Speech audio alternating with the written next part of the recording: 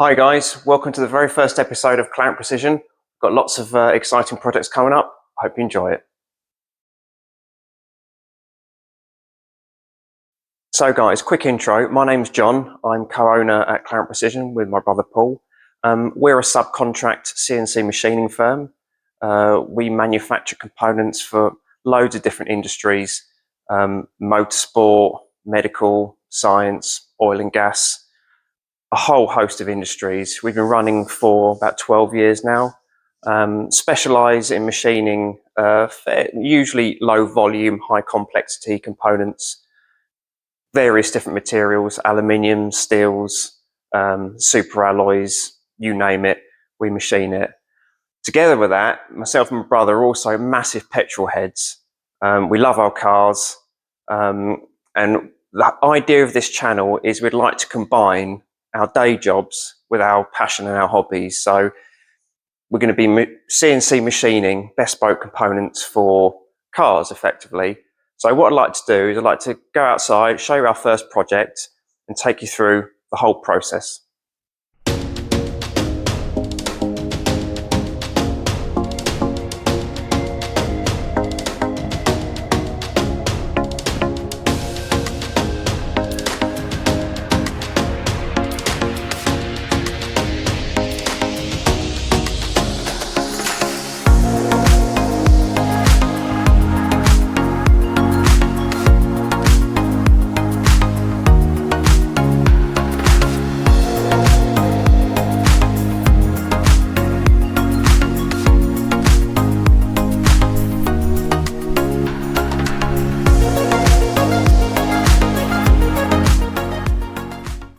So guys, this is going to be our first project, our beloved Mk2 Golf GTI 8 valve. Let's do a quick walk around. We've owned this car for well over 20 years. I think we paid about £700 for it back in the day, and it's probably worth a little bit more than that now. But over the years, we've done quite a few sort of typical modifications to it. You can see it's been lowered a little bit. It's sitting on coilovers. I can't remember the make of the coilovers. We have 15-inch BBS on it, BBS wheel, should I say.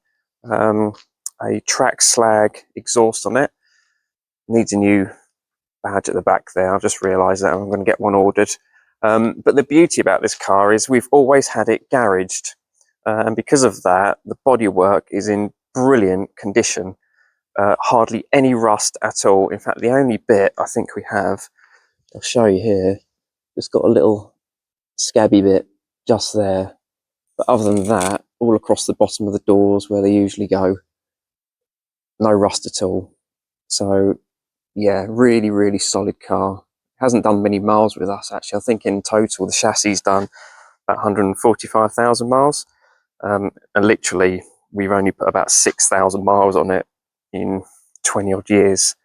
And this is going to be the project car that we're probably going to do quite a few different components for this particular one.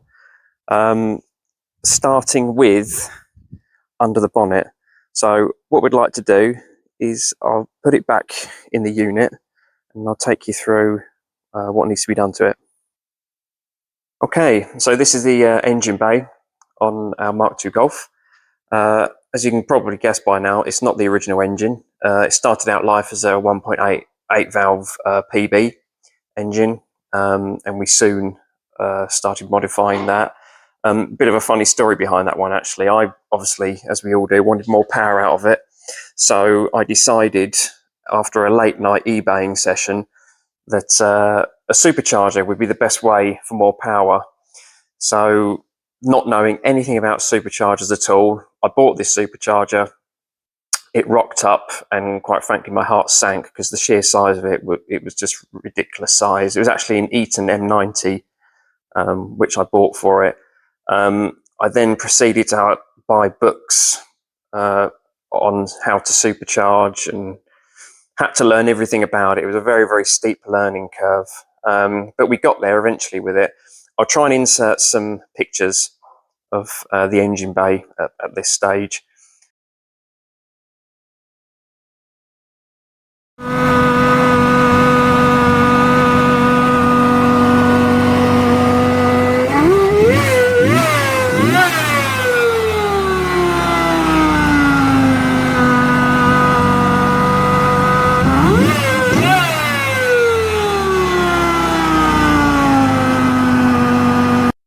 So after we'd installed it, it went through sort of various different iterations.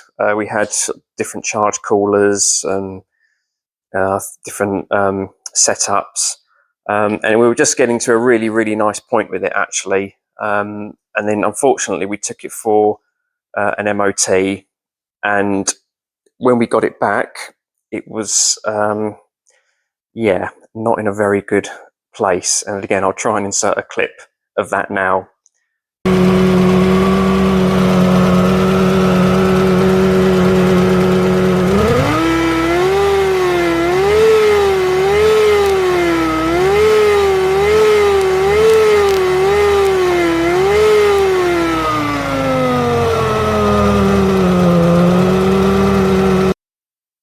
So when we got it back, the obviously blowing smoke out through the top of the breather. So we tore the engine down, and basically it had collapsed ring lands on 2 of the pistons, and it also scored all the bores. So that was the end of that engine. So then decided to go the 1.8 turbo route, and I have to say, I know these conversions are very popular, and I can see why. It really is excellent. I believe this engine was out of a Seat Leon 1.8, whatever it's called, Cupra R or whatever it was. This has actually got the K03S turbo on it. So initially this started out as a, I think 180 horsepower. Yeah, so that's what it started out life as. Obviously we've done a few bits to it. It's got a, I'll just come around here. It's got a Pro alloy intercooler and rad setup on it. It's got SFS hoses on it.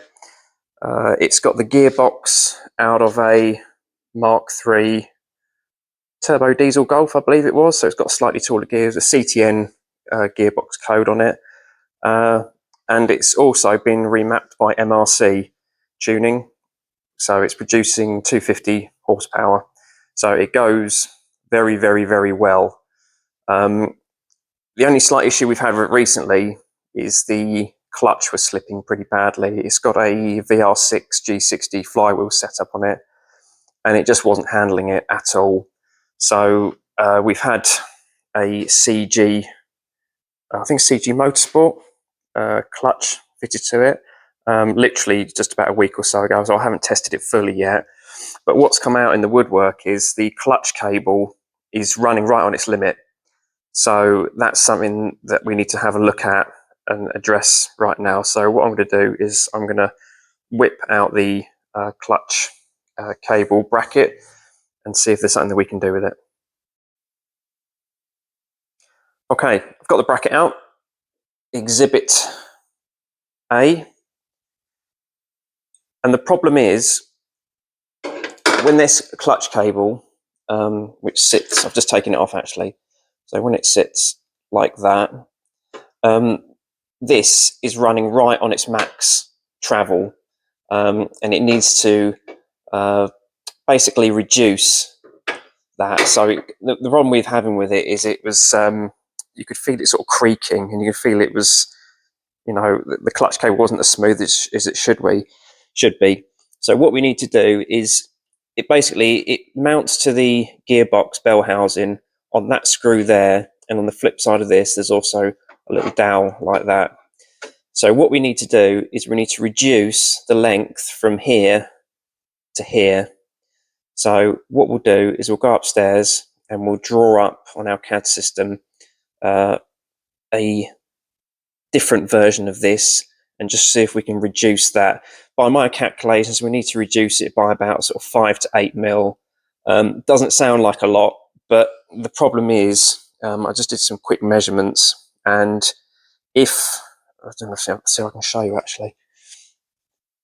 I don't quite know how well you're going to see this, but the bracket sits there and there, and if I try and reduce it any more than 5 to 8 mil, it's going to hit that, which is basically the gear selectors. So I haven't got a lot of room to play with, unfortunately, but I do believe, hopefully, that 5 to 8 mil should be enough to fix our little issue. So let's go upstairs and start drawing it up. So guys, welcome to my orifice. This is the nerve center of Clarent Precision, and also where we do a lot of programming. So what I'm just about to show you is our CAD system. So we use this for programming most of our components. Anything that's even slightly tricky, we use this CAD system, or CAD-CAM system. So I'll try and bring in as close as I can on this one. So this is just an example I can show you. So this is a model that we have of a component.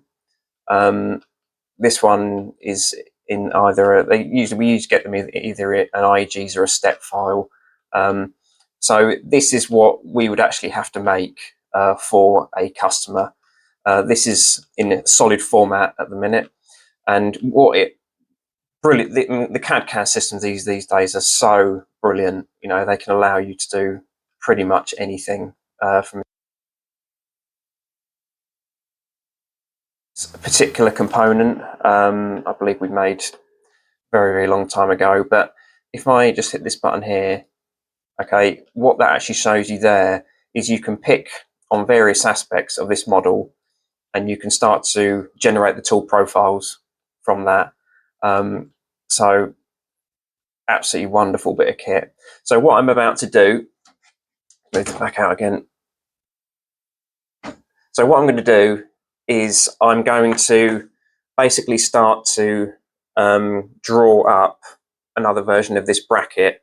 So I don't know where you can see it, but this particular component is sort of looks like it's like a pressed steel, sort of fabricated. Maybe these are welded on afterwards, these sort of bosses and bits and pieces. So my idea is I'm going to make this out of aluminium. Aluminium is dead easy to machine, and I think it'll be strong enough for this as well. I can't see this being put under tons and tons of pressure. Although having said that, we just had a new clutch in there, so it is heavier than it was. But I'm effectively going to copy this, and as I said earlier, I'm going to just reduce this gap here to try and get the length down a little bit on it. So I'm not going to video the whole thing because I think it'll probably bore you to tears, because it'll take me a little while to draw this up. So I'll show you a few clips of me doing it, and then once I'm done, I'll show you the finished product.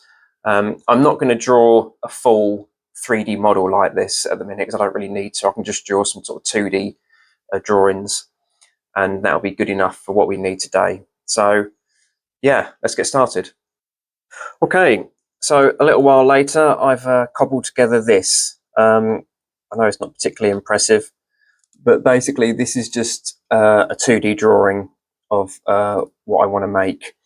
So this particular component is going to be made in about 3 stages. So stage 1 is going to be machining this view here. We're then going to flip it up, machine this view here, and then put it up like that and machine this view here. So what you can see here is this view here, sort of, if you see what I mean. So don't worry too much about the outside line here. That's just a boundary that I've drawn for our pocketing cycle.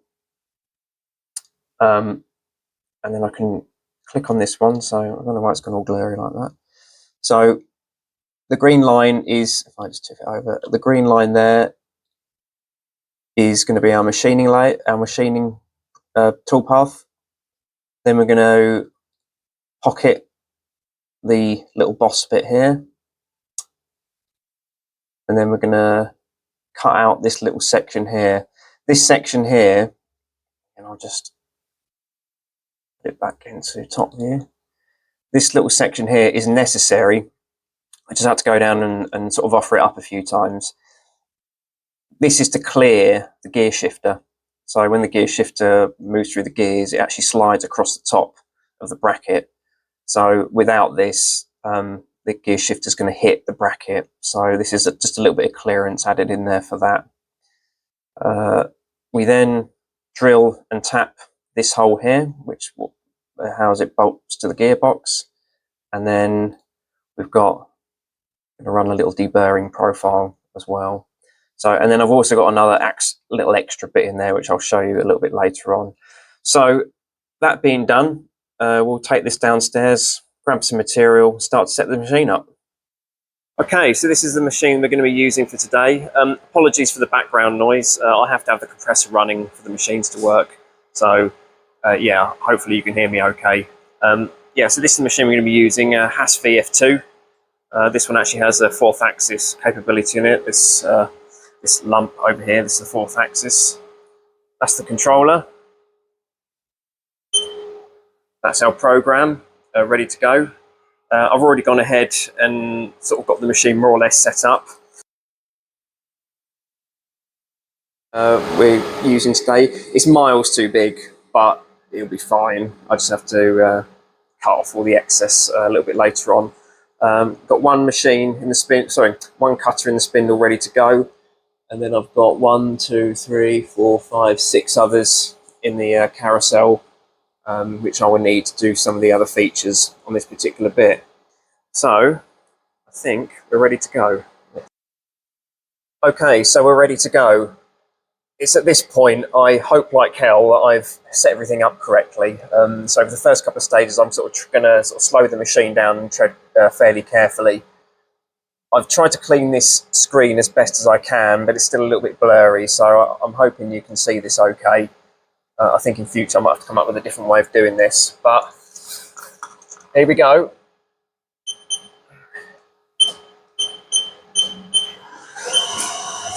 I'm going to turn the coolant down as much as I can so you can see as much as possible.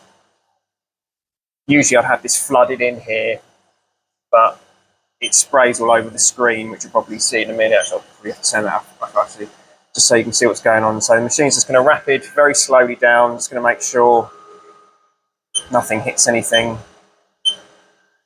That looks okay. Let's go.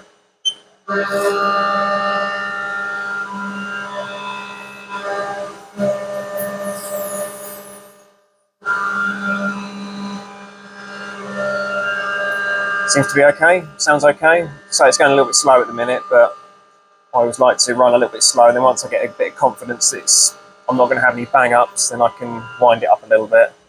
That looks okay. Speed it up a little bit now.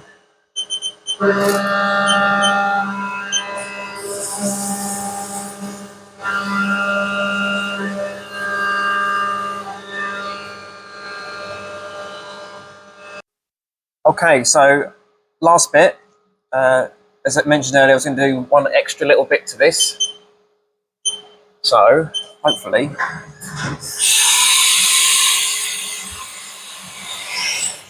all will become clear in a second.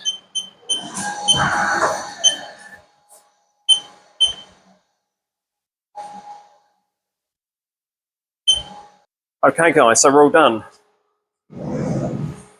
And you probably guessed that the little extra bit that I put on there was our logo. Yeah, bit of shameless advertising, I don't mind admitting that. So I think it's come out okay, actually. So that's the main profile, that's the location, that's the tactile, and I've actually got the bolt here. Tap that off video. But yeah, that fits just fine.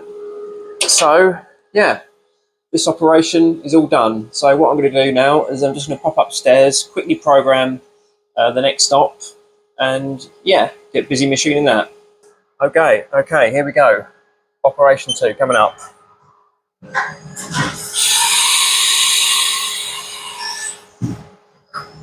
So again, I always like to tread a little bit carefully when setting up new operations to make sure I'm not going to have any crash ups, because they can be rather expensive on these machines. That's okay.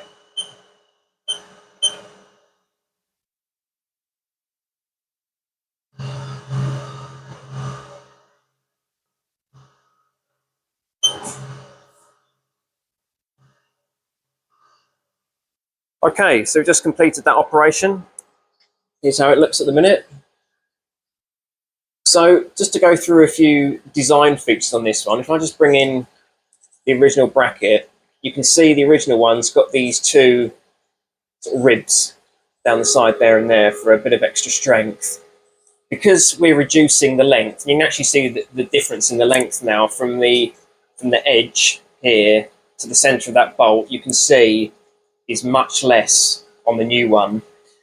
Now, because I've done that, I can't put in these ribs exactly as they are on here because, as I said, it fouls on the what do you call it, the gear selector. So what I've done is I've had to basically just use a big radius cutter and put a big radius in here to put back in some of that strength. And I've also put in a little pocket in here. And the reason for that is purely for weight saving. This one is very thin steel, and this is aluminium. So,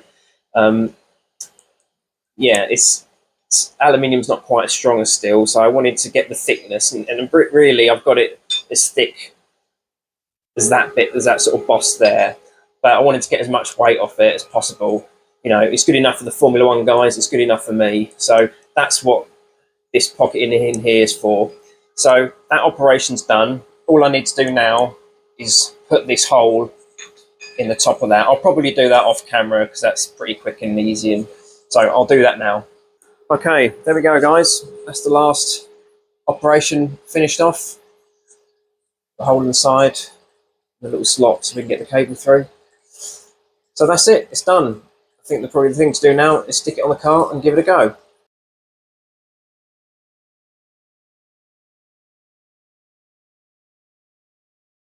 Okay guys, so I've just taken the liberty to fit the bracket up. So if I just bring you around here, there it is, in all its glory. Fitted up easy, no problem at all, which I'm pretty pleased about. So I think what we'll do now is give it a quick try out. One of the things I just quickly want to show you is the clearance that I was talking about. So I've just put it into second gear, and you can see the gear selector just across the top of the bracket. Now, it's very difficult to show from this angle, but it literally clears that by like a couple of millimeters. And the cable itself, obviously that now slides where the cutouts are. So yeah, I'm happy that it clears everything. I really don't think I could have reduced that much more than that. The cable, I think, is still running close-ish to its limits, but I think it's much better. It certainly feels much better. So yeah, pretty pleased with that. Okay guys, I'm going to end the video here. I'm going to quickly put this back together and call it a day. I hope you've enjoyed the video. I'm really happy with the way the brackets turned out. It works really well. On the next video, we'll take it for a test drive and just give it the final sign off. Coming up in future videos, we've got some really nice, exciting stuff to come up. We're going to do a few more bits and pieces on this one. But we've got some other cars lined up as well. So I've got some friends with some really tasty cars. They need some bits making. So yeah, thanks for watching. Hope you enjoyed it. See you next time.